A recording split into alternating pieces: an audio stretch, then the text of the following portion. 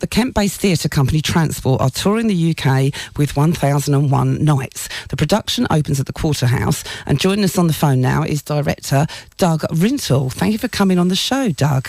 That's all right, you're welcome. Hi. Good, it's good to speak to you finally. 1001 Nights is based around the folk tales of the Arabian Nights, which is formed of various tales by many people. What's the history of the story? The history of our production, or the history of the stories themselves? Well, the history of your production. That would be good. Yeah, well, it's a revival. We made it last year. So we were approached by the Unicorn Theatre, which is in London. It's the kind of sort of national theatre for children in the UK. And the artistic director asked me to have a little look at Arabian Nights, or 1001 Nights, to see if I'd like to make something based on those stories. And so I didn't really know them that well, actually. I sort of thought I knew them. So I knew Ali Baba and Sinbad. But actually, when you sort of... it's one of the brilliant things about my job, is that you really have to sort of investigate a certain subject each time you do a play. So you suddenly realise there are about 8,000 pages of them. And there are hundreds and hundreds of stories. And so I sort of waded through a few thousand pages. And then the stories are fantastic. And not the ones that we know were sort of added much, much later. So the original stories are really, they're such fantastic page turners and really quite absurd and very, very magical.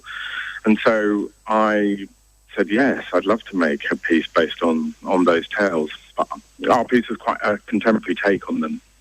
So is your actual play, is that focusing on one story? Is it a combination of all the stories? I don't think I can do all of them. I mean, just little bits from each. I think if you tried to do all of them, I think somebody has tried to do all of them. I think it's like a week's performance. Our show's about an hour long, so I think we've got about 5 or 6, and there's one story in the 1001 Nights, which is the framing device for all of the stories, which is about a young woman who was a brilliant storyteller, and she tells stories every night to save herself from execution. And that is what the 1001 Nights is, and she tells stories for 1001 Nights. And we sort of take that framing device, and our story is about a young refugee from Syria who comes to the UK. And she knows all the stories off by heart, and she's a fantastic storyteller. And she tells, within our play happens over 1001 Nights, but within it we only ever see a few of those nights, probably about 8 or 9, and she tells about 6 or 7 stories, and she tells the stories to try and understand her circumstance. So it's quite a modern take. Is it aimed at children or adults, or is it a family? Well, it was made for the Unicorn, which is a theatre for young people. So we made the piece, it was for 6 to 11-year-olds, but it's ended up being a piece that is sort of much loved by families as a whole. So I think it's just the way that we ended up constructing it. There are certain things in there that are for adults, and then there are certain things in there that are for young people, and then a lot which is enjoyed by both. Right. So it's quite open for all. So anyone can go along, really, can't they? Yeah, so that's good. The fact she comes from Syria, that's quite current at the moment, isn't it? At the moment, so people should be familiar with elements of the story, such as the places. Can they be applied to modern culture?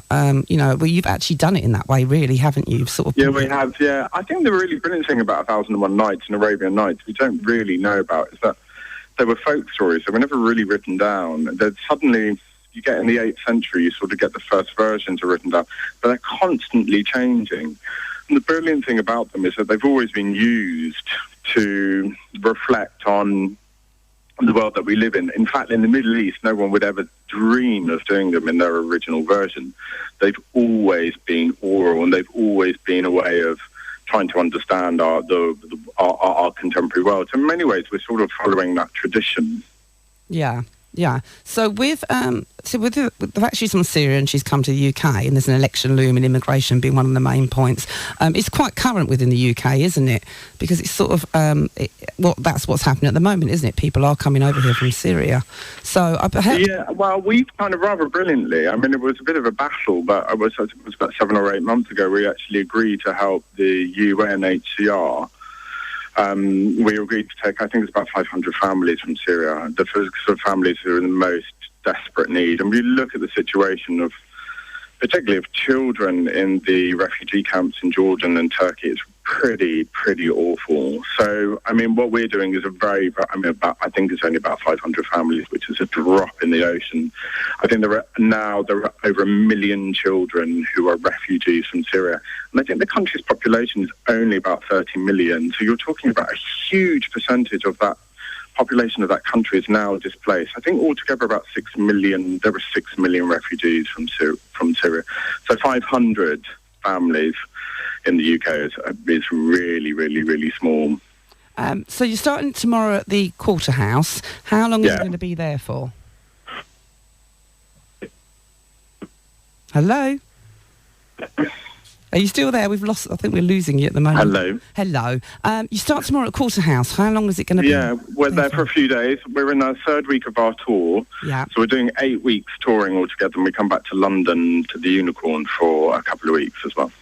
Right, so how can people find out more about 1001 Nights if they want to go and see it? They can go to our website, which is www.transport-theatre.eu, or they can go to the Quarter House website and find out from there.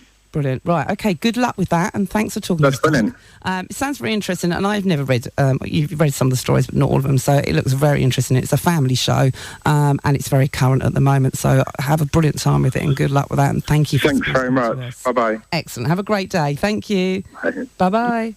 Academy FM Folkestone on 105.9 FM and online at academyfmfolkstone.com.